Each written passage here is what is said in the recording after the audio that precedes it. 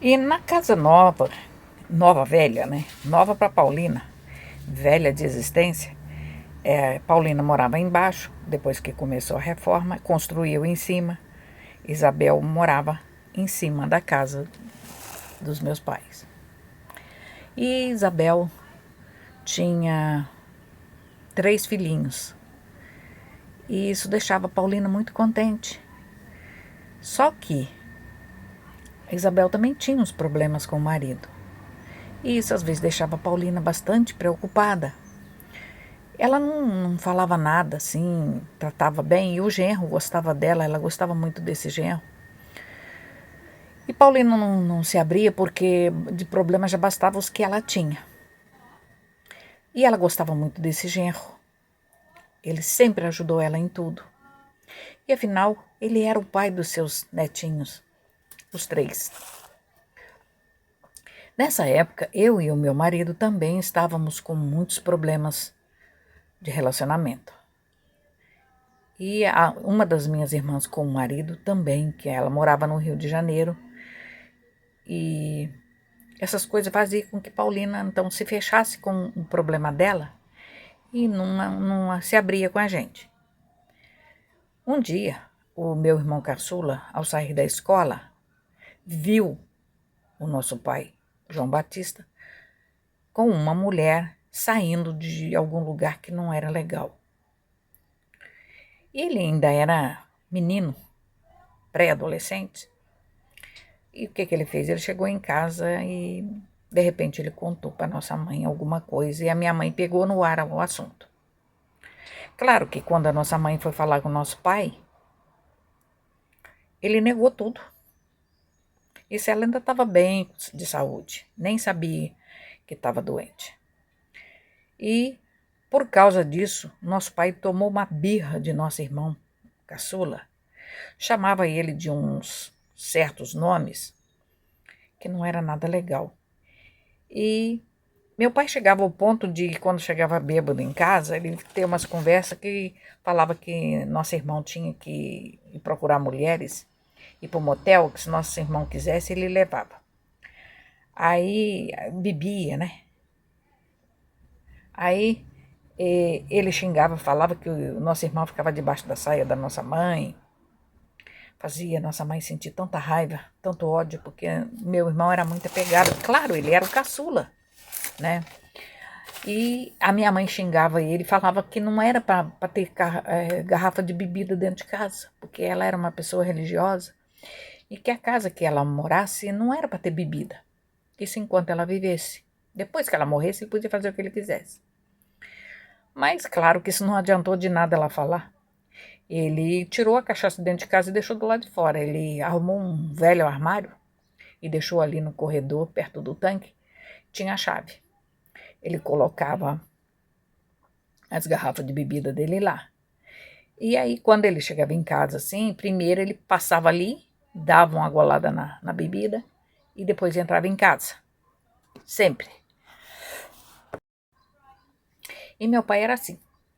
Quando a gente ia lá, que os filhos ficavam tudo reunidos, aí a gente ia, conversava, falava sobre... Claro, a gente ia falar sobre a família da gente, sobre filhos, sobre educação, tudo.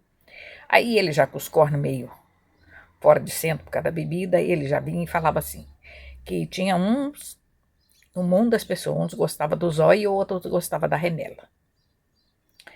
A minha irmã, a Isabel, ficava, coitada, sem graça, porque o pai dizia aquilo. Ela falava, o pai está dizendo isso é para mim, porque ele acha que eu gostei da remela, só porque o marido dela era um pouco mais velho.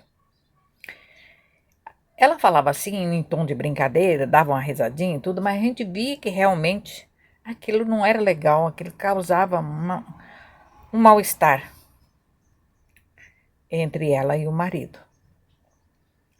E a nossa mãe e nós, a gente nunca contava nada. E por isso a nossa mãe também não contava muitos problemas dela pra gente. A nossa mãe tinha medo que o casamento de uma de nós não durasse, principalmente dessa irmã, casada com esse homem um pouco mais velho.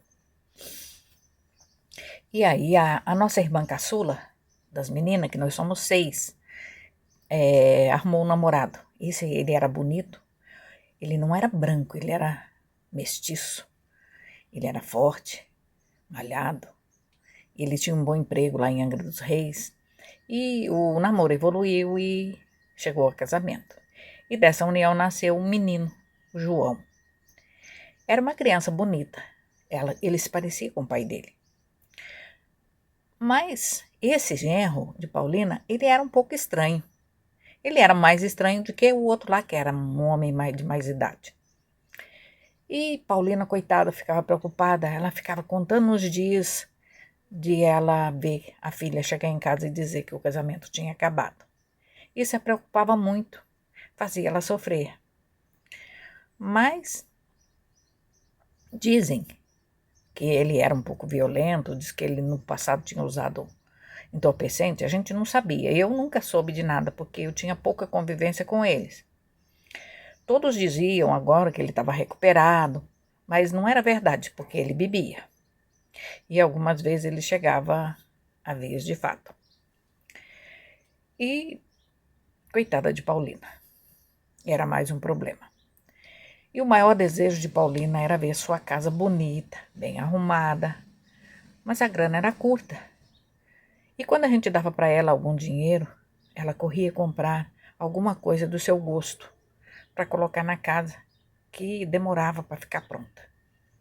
Havia sempre uma parede sem terminar, um piso para acabar de colocar, uma porta para sentar, mas ela não reclamava não. Aí um dia ela foi à cidade com algum dinheiro que ela conseguiu juntar. Aí ela, olhando as coisas na loja, ela resolveu comprar um dormitório que estava lá em exposição. Aí o vendedor, vendo ela interessada, disse para ela que ela podia dar uma entrada e que seria um bom negócio. Depois ela pagava a segunda parcela e ela teria um bom desconto e tal. Aí ela viu que aquilo estava dentro das posses dela. E aí ela pagou a primeira parcela, pegou a nota fiscal e o vendedor fez ela assinar uma promissória para ser resgatada no mês seguinte. Aí ela voltou para casa muito contente. Era a primeira vez que ela comprava alguma coisa sozinha, do gosto dela. Ela que havia escolhido o dormitório, negociado e pagado. E assim ficou tratado que na próxima segunda-feira os móveis chegariam na casa dela. Muito ansiosa, ela esperou passar o final de semana. Chegou segunda-feira, ela bem cedo esvaziou todo o quarto, limpou tudo, mas ela não contou ao marido da bela surpresa. Mas também ele acho que nem estava interessado em saber, não. No fundo, ela deve ter pensado em fazer uma boa surpresa para ele. E quem sabe assim, ele a enxergaria. Conseguiria ver o enorme amor que ela tinha por ele e deixava de ser tão rude, tão grosso e tão inconveniente às vezes quando bebia. Quem sabe ele se sentiria mais amado dormindo numa cama nova, com um novo colchão, que fora ela que comprara com o dinheiro dela, que os filhos lhe havia dado. E aí veio a noite, o dormitório não chegou. E quando a terça-feira amanheceu, ela esperou um pouco e antes de que abrisse a loja, ela já estava lá, na porta da loja, levando a nota fiscal e o recibo para poder fazer a reclamação. Ela nem comentou com os filhos o que ia fazer, nem que estava esperando os móveis, por medo de ser criticada. Ela não queria ser chamada de incompetente. Aí foi só a loja abrir, ela entrou e foi direto até o gerente e perguntou pelo tal vendedor, cujo nome estava na nota. O gerente disse que ele não tinha ido trabalhar, que estava de folga. Como folga? Isso era segunda-feira. Aí ela pediu que então queria falar com o próprio gerente. Aí ele disse para ela, então a senhora pode falar comigo mesmo. Ela contou toda a história. O homem, quando ficou a par de tudo, disse para ela: mas o dormitório que a senhora alega ter comprado não custa esse preço, ele custa 3 vezes mais. E nós não temos nada no preço que a senhora pagou. A senhora pagou muito pouco. A senhora quer seu dinheiro de volta? Aí ela ficou brava e falou isso e que não. eu comprei e paguei o que me foi apresentado. Agora vocês querem me entregar uma mercadoria que eu não comprei ou devolver meu dinheiro? Meu quarto está lá vazio esperando os móveis. Então eu vou na polícia. Quando ele viu que ela começou a ficar nervosa e falar mais alto, e os clientes começaram a ficar atentos à conversa, e ele, que quis evitar um escândalo, e chamou ela para ir para o escritório. Ela não foi, porque ela sabia que lá ele ia fechar a porta, ela ia ficar sozinha com ele ia ameaçá-la. Aí ela respondeu, não, eu comprei os móveis aqui na loja. Foi aqui que eu fiz a compra. E foi aqui que eu paguei. Agora, se o senhor quer me levar lá para dentro para me enrolar? Não, eu não saio daqui sem o meu dormitório. E, muito sem pudor ou vergonha, ela começou a contar o acontecido no meio da loja aos clientes que olhavam as mercadorias. Era uma loja popular. O gerente ficou sem saber o que fazer. Ele alegava que não tinha mais o dormitório. Aí ela disse, tem sim. É aquele que está lá na frente exposto. Não, minha senhora, aquele do mostruário é muito mais caro. E ele não pode ser tirado de lá. Ele não é da loja, ele é da fábrica. Ela disse, eu com isso. Vocês me venderam, agora tira ele e me entrega. E o homem tentava de todas as formas dissuadi-la da compra. Aí ela falou para ele, pois então, eu vou ficar na porta da loja, contando para todo mundo a safadeza que vocês estão fazendo comigo. E vou ficar todos os dias até vocês me mandar o meu dormitório no preço que eu comprei, que está aqui na nota. Coitado, o gerente coçava a cabeça e dizia baixinho, minha senhora, eu não lhe vendi nada. Ela gritava, você não vendeu, mas seu funcionário me vendeu.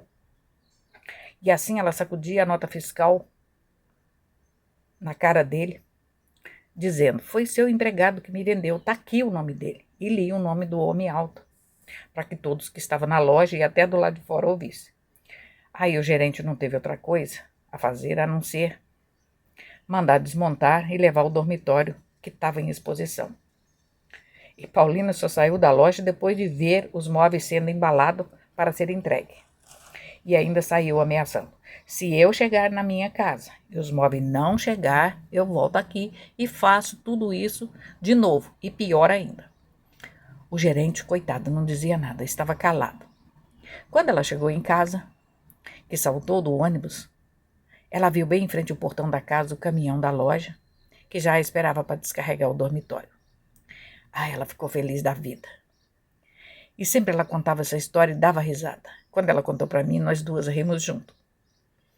Dizia ela para mim que, depois refletindo sobre o acontecido, até ela mesma não se reconheceu por ter tomado tal atitude. É que pouca gente conhecia esse lado de Paulina. Ela era boa de briga, principalmente quando ela se via ameaçada nos seus direitos de mãe e de esposa. Sempre lutara quando tinha que lutar. Recuava quando ela achava que tinha que recuar.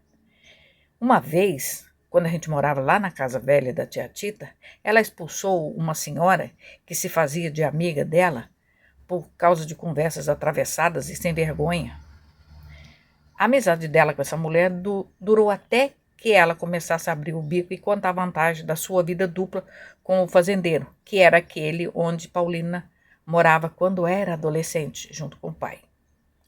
Paulina não se sentia confortável com o assunto da mulher, mas, no fundo, ela já há algum tempo havia notado algum interesse dessa mulher pelos olhares para o esposo, para João Batista. Ainda que a mulher tentasse disfarçar, Paulina notou. Não que ela tivesse algo com a mulher era a mulher da vida, mas pelo esposo. Ela sabia quem que o marido dela era. E agora a freguesa ali dentro de casa começava a se abrir, a desvendar o segredo com a maior cara de pau para que o esposo dela escutasse e as filhas adolescentes. Não. Isso Paulina não estava interessada.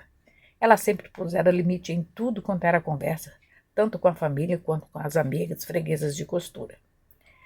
Era difícil alguém não gostar de Paulina, mas essa mulher fingia que gostava. Depois dessa história, acontecida entre as duas, que eu presenciara, eu ouvi minha mãe chamando ela as vias de fato e mandando ela embora da nossa casa. Depois disso, Paulina nunca tocou no assunto e nem essa mulher voltou na nossa casa. Outra vez aconteceu também nessa casa velha, quando meu pai comprou o terreno. Havia uma mulher fofoqueira de nome Dona Gracilina, que meu pai, conversando com ela, ofereceu o terreno que ele havia comprado do seu Geraldo Landim para construir a nossa casa nova. E a Dona Gracilina, mais que depressa, tratou de fechar o negócio com ele.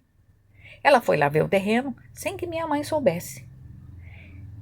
E depois, quando ela desceu lá do morrinho, toda contente, parecendo uma fura-olho, Paulina não se conteve e subiu nas tamancas com ela, dizendo: se a senhora comprar esse terreno do meu marido, eu vou odiá-la para sempre, até a eternidade. Porque que ele não tenha juízo e bote fora tudo que é bom, que consegue, eu até que entendo. É homem, esse bicho não presta. Mas como todos os trastes mesmo. Mas já a senhora, minha amiga desde a minha infância, quantas vezes a senhora comeu da minha comida, sentou na minha mesa, dormiu na minha cama da minha casa e agora vem fazer negócio às escondidas nas minhas costas com o meu marido? Por que a senhora fez isso? Porque a senhora sabe que eu não quero que venda o que o meu marido comprou, porque a senhora foi uma das pessoas em quem eu confiei e disse sobre o terreno, o meu projeto de vida, e agora a senhora foi lá, viu e ficou querendo que me dá essa rasteira? Ah, mas a velha zoiuda não se intimidou não com as falas de Paulina e retrucou: ah, filhinha, você não pode desfazer um negócio feito pelo seu marido. Ele quer vender, eu quero comprar. E foi ele que comprou aquele terreno lá. Você não ajudou a pagar, portanto, você não tem que se meter na história, você não é dona. Essa hora o ódio subiu nos olhos de Paulina, ela ficou chispando de ódio. Ela sentiu vontade de desganar aquela velha má, que toda a vida parecia ser amiga da família. Paulina não conseguia nem falar de tanta raiva. E nessa hora João Batista foi entrando em casa, quando Paulino cercou e com o dedo em riste, dizendo, furiosamente salivando e espumando de tanta raiva: João, se você vender aquele terreno para essa mulher ou para quem quer que seja, eu juro para você que eu nunca mais lavo uma caneca nessa casa. Eu ponho a minha roupa num saco e saio andando pelo mundo. Eu viro andarilha e nunca mais eu volto. Estou cansada de morar mal, abaixar a cabeça para tudo de errado que você faz. Escolha agora, ou eu ou ela. Aí a velha zoiuda ficou meio sem graça. Até aquele momento ela estava pensando que vencera por causa da sua idade, da amizade. Ela não pensava que Paulina fosse chegar ao extremo. Mas o marido de Paulina sabia. E ele viu desespero nas atitudes e nos olhos da esposa. E foi assim que ele recuou e voltou a dizer à velhota: ah, dona Gracilina, a mulher não quer que vende, então eu não posso vender. Aí Gracilina, com aquele meio sorriso amarelo maldoso, foi saindo. Ela não tinha mais o que falar. Ela desencadeara uma briga por ganância. Ela não tinha mais nada o que fazer ali. E antes dela cruzar o portão de saída, Paulina ainda disse, entre os dentes: e não volte aqui nunca mais com o seu plano de ficar com o que é meu, com o que é nosso. E a amizade delas ficou abalada e nunca mais voltou a ser o que era antes. Paulina não confiou mais naquela mulher e ela se afastou de nossa casa. E dentre os filhos, o que mais a tocava sentimentalmente falando era o Arimateia. Bastava chegar uma visita na casa de Paulina, que daí a pouco ele chegava, cumprimentava, dava uma volta pela porta da cozinha e ia embora.